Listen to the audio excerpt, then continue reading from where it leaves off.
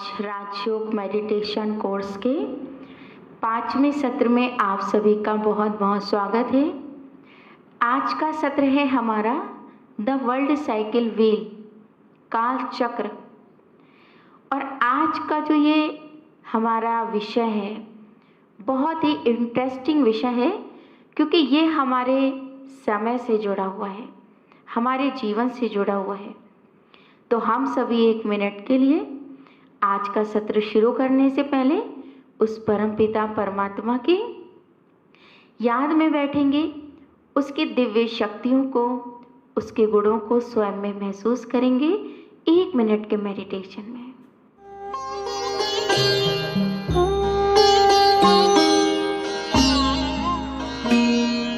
ज्योति बिंदु परमात्मा से है मेरी आत्मा, अब चल कर ले मिलन। परमानंद का अनुभव कर, ओ परमानंद का अनुभव कर, तू धन्य बना जीवन। ज्योति बिंदु परमात्मा से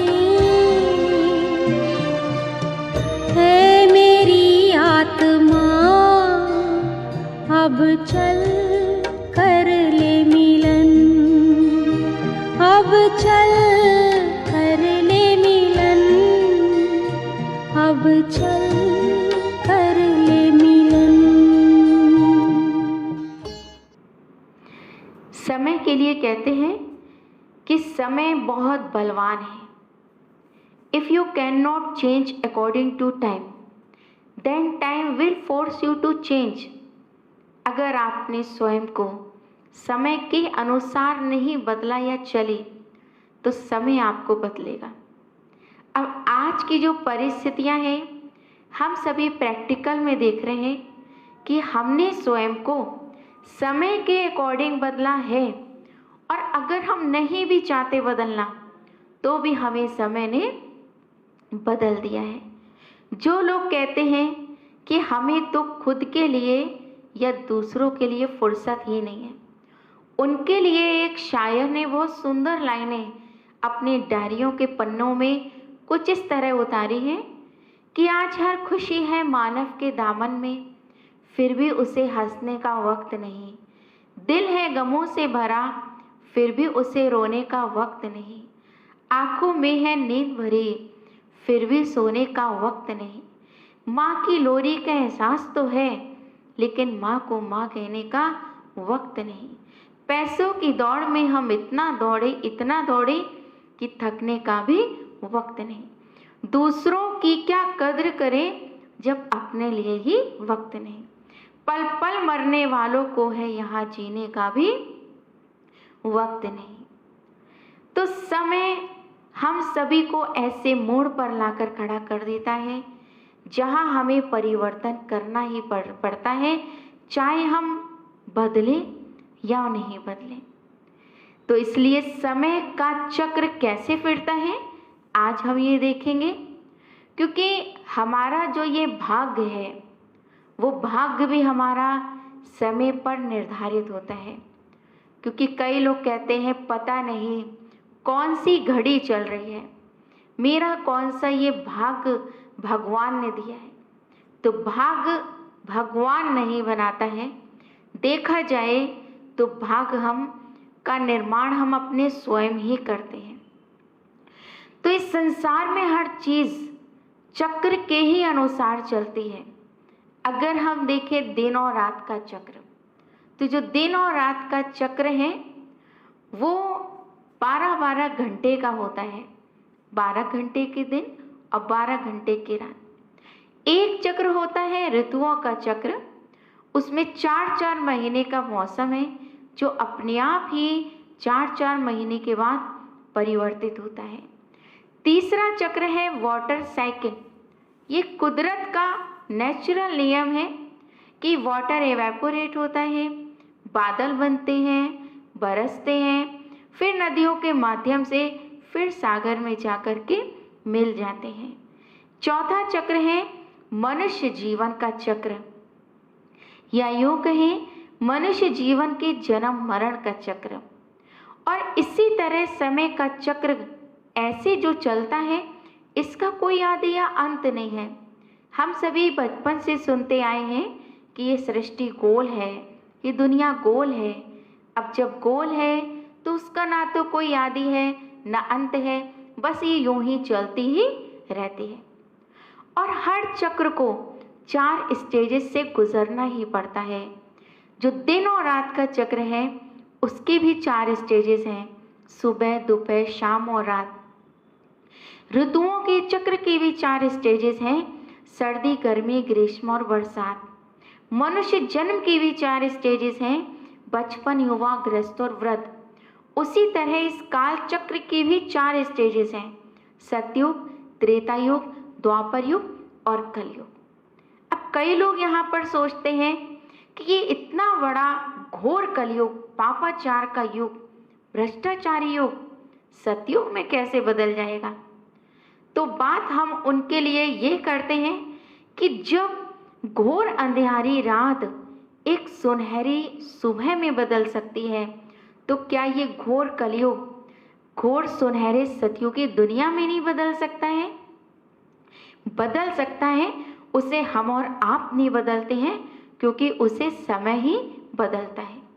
तो कुदरत की रचना में भी कुछ ऐसी व्यवस्थाएं बनी हुई हैं कि घोर पापाचार की ये दुनिया भी स्वर्णिम दुनिया में परिवर्तित होती है।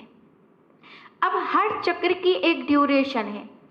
अगर हम दिनों रात के चक्र की ड्यूरेशन देखें तो 24 घंटा है। हर 24 घंटे के बाद एक दिन बदलता है। हम ऋतुओं की ड्यूरेशन देखें तो है 1 साल। 1 साल के बाद फिर से वह ऋतुओं का चक्र घूमता है। सप्ताह की ड्यूरेशन लें तो है 7 दिन। हर 7 दिन के बाद फिर से सप्ताह के वही दिन रिपीट होते हैं। और साल की एक ड्यूरेशन है 365 दिन। उसी तरह इस सृष्टि चक्र की भी ड्यूरेशन है 5000 साल। हर 5000 साल के बाद हमारी इस सृष्टि का महापरिवर्तन होता है। लेकिन जब हम कहते हैं 5000 साल का ये चक्र है, तो यहाँ पर लोगों के क्वेश्चंस खड़े हो जाते हैं, क्योंकि शास्त्रों में तो वो सुनते आए हैं कि लाखों साल का एक एक युग है, और हम कैसे मान लें कि 5000 साल का ये एक चक्र है। अब हम उनके लिए यहाँ उनसे ये क्वेश्चन पूछते हैं कि 24 घंटे कहाँ से आए, और 24 घंटे में रात दिन के चक्र को फिर बांट लिया। तो अगर उनसे कहा जाए क्या 100 सेकंड का 1 मिनट नहीं चलता, तो क्या हम उसे स्वीकार नहीं करते। लेकिन हमें मॉडर्न साइंस ने जैसा नियम बना के दिया है, हमने उसे स्वीकार किया है। हमने यहाँ पर सबूत नहीं मांगा, लेकिन हम उसे मानते चले आए। कुदरत की इस रचना में कई चीज़ों का सबूत नहीं होता है। ऋतुओं का जो चक्र है वो साल के अंदर 365 दिन का ही होता है। किसने कही ये बात? मॉडर्न साइंस ने कही कि पृथ्वी को चक्र लगाने में 365 दिन लगते हैं। हमने आंखें बंद करके इस चीज को स्वीकार कर लिया। अगर दूसरा हम पहलू लें, हिंदू कैलेंडर भी एक साइंस पर बना है, और उस जमाने का साइंस जब भारत ने विश्व को 0 दिया था, कैलकुलेट करने को तब मॉडर्न साइंस भी विकसित हुआ था। तो अगर हिंदू कैलेंडर के अनुसार हम देखें तो साल में 354 दिन हैं, और इंग्लिश कैलेंडर को अगर आप देखें तो 365 दिन हैं। हिंदू कैलेंडर के हिसाब से अमावस्या और पूर्णमासी जब आती है तो पूरे समुद्र का पानी उछलता है। इतना एक्यूरेट है ये कैलेंडर। पर जो आज दुनिया की मान्यता है वो इंग्लिश कैलेंडर के अनुसार ही है। भारतवासियों ने लेकिन दोनों को मान्यता दी है, क्योंकि अगर वो अपने कारोबार करते हैं दुनिया के और रोजमर्रा के जीवन के, तो इंग्लिश कैलेंडर के अनुसार करते हैं, और त्योहार और मुहूर्त के अनुसार अगर वो चलें तो हिंदू कैलेंडर को लेकर के चलते हैं, उसी की तिथि तारीख को देखते हुए चलते हैं। अब कौन सा कैलेंडर सही है, इंग्लिश कैलेंडर या हिंदी कैलेंडर? हमने कभी इस बात का सबूत नहीं मांगा, हमने चुपचाप इसको एक्सेप्ट कर लिया। ठीक इसी तरह 24 घंटे का सबूत नहीं है, कैलेंडर का सबूत नहीं है, पर 5000 साल का अगर हम सबूत मांगे तो उसका उस परमात्मा ने हमें सबूत दिया है। 5000 साल का सबूत है। महाभारत युद्ध को कितने साल हुए? महाभारत युद्ध को हिंदी संस्कृति के अनुसार देखा जाए तो 5000 साल हो गए। अब 5000 साल पहले कहते हैं महाभारत युद्ध हुआ था, और उसमें यह भी लिखा है कि उनके अंतिम पृष्ठ पर यह भी लिखा है कि घर घर में जब महाभारत होने लगे तब समझ लेना कि महाभारत काल पुनः आ चुका है। अगर हम क्रिश्चियन धर्म की तरफ देखें तो क्रिश्चियन धर्म के अंदर भी उनकी पवित्र धर्म पुस्तक में लिखा हुआ है कि 3000 साल पहले there was a heaven on the earth, और 2000 साल के बाद the golden era is to come. अगर हम इस्लाम धर्म के अंदर देखें, पवित्र कुरान के अंदर, कि 5000 साल के अंदर एक बार कयामत का समय तो जरूर ही आता है। तो आप देखेंगे 5000 साल की बात सिर्फ हम ही नहीं करते हैं, लेकिन हर धर्म के अंदर 5000 साल का वर्णन है। लाखों साल का वर्णन किसी धर्म के अंदर नहीं है, लेकिन 5000 साल का वर्णन हर धर्म के अंदर है। 5000 साल का चक्र किस तरह चलता है उसको यहाँ पर आप देखिए स्वास्तिका के रूप में दर्शाया। शुभ कार्य करते हैं तो हम स्वास्तिका बनाते हैं, और स्वास्तिका बना करके हम नीचे लिखते हैं शुभ लाभ। शुभ लाभ का यह मतलब है कि इस चक्र में चलने वाला हर युग हर घड़ी हम सभी के लिए बहुत शुभ है। इसीलिए गीता में भी ये बात कही गई है कि जो हुआ वो अच्छा, जो हो रहा है वो भी अच्छा, और जो होने वाला है वो उससे भी अच्छा। क्योंकि इस संसार के अंदर जो ये चक्र बना है 4 युगों का, इस चारों युगों के चक्र के अंदर हर घड़ी हमारे लिए शुभ है, पर हम नहीं जानते हैं ये हमारे लिए शुभ क्यों है।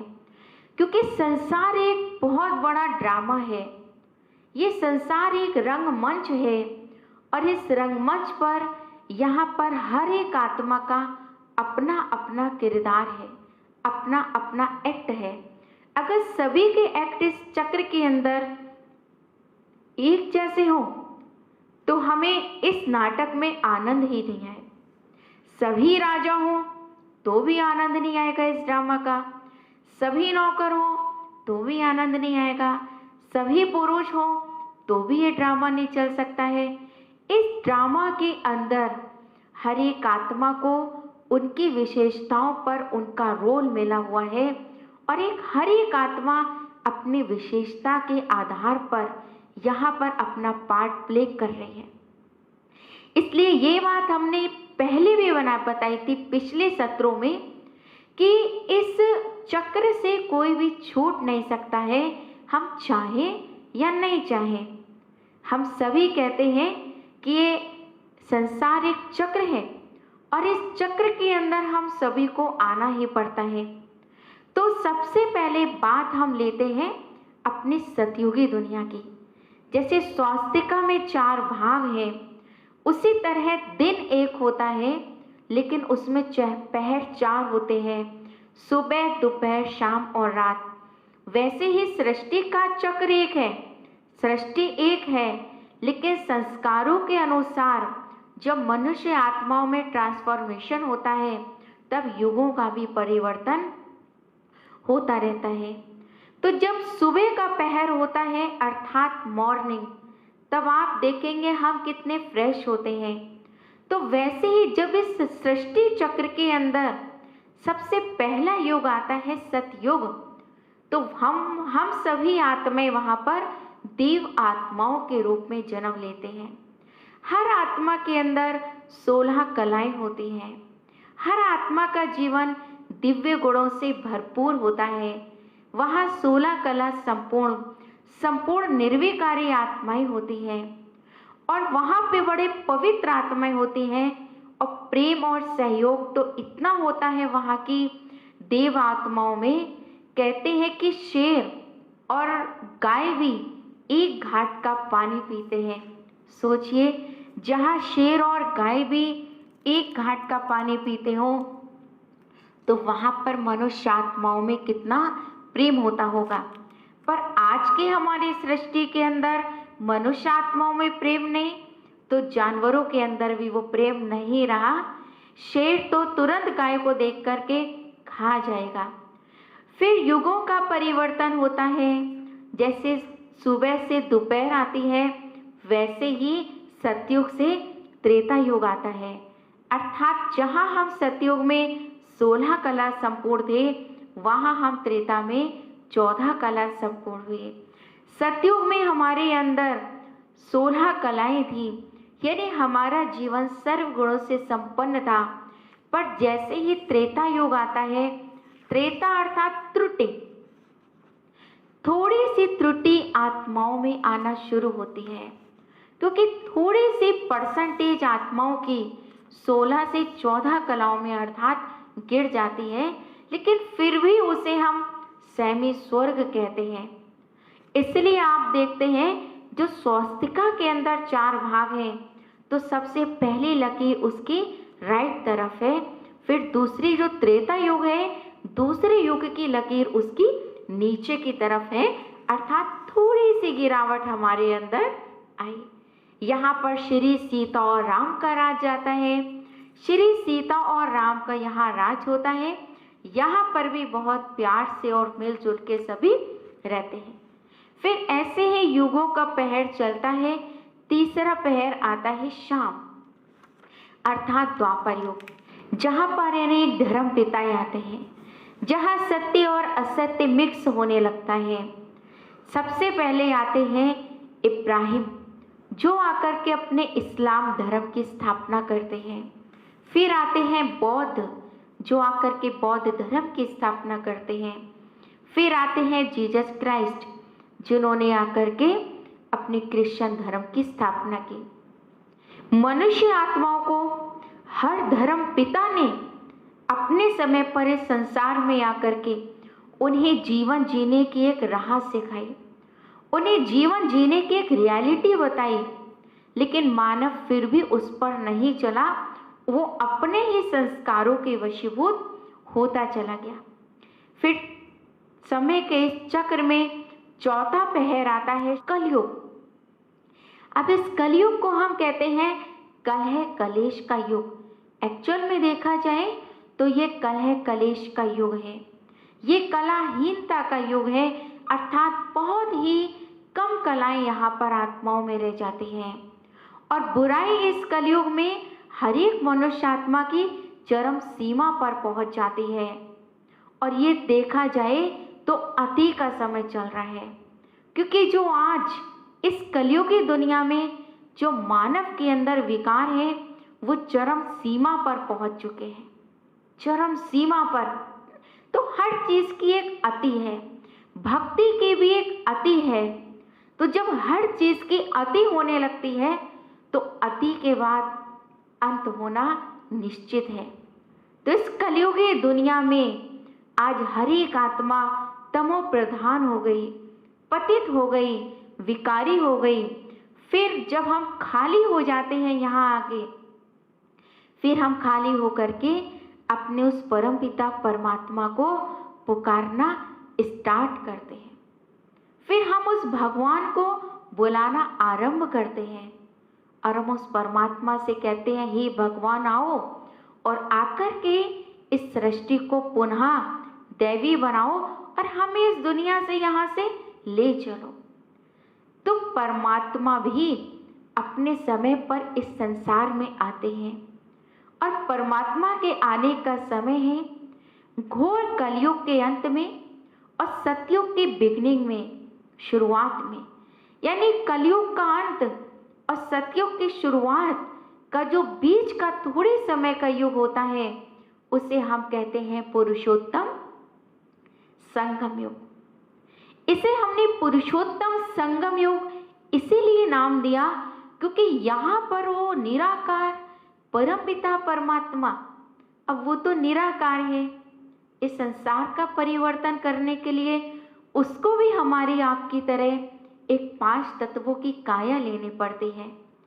तो वो निराकार परमपिता परमात्मा इस सृष्टि पर जब अवतरित होते हैं तो प्रजापिता ब्रह्मा के तन को अपना आधार बनाते हैं इस संसार के परिवर्तन के लिए।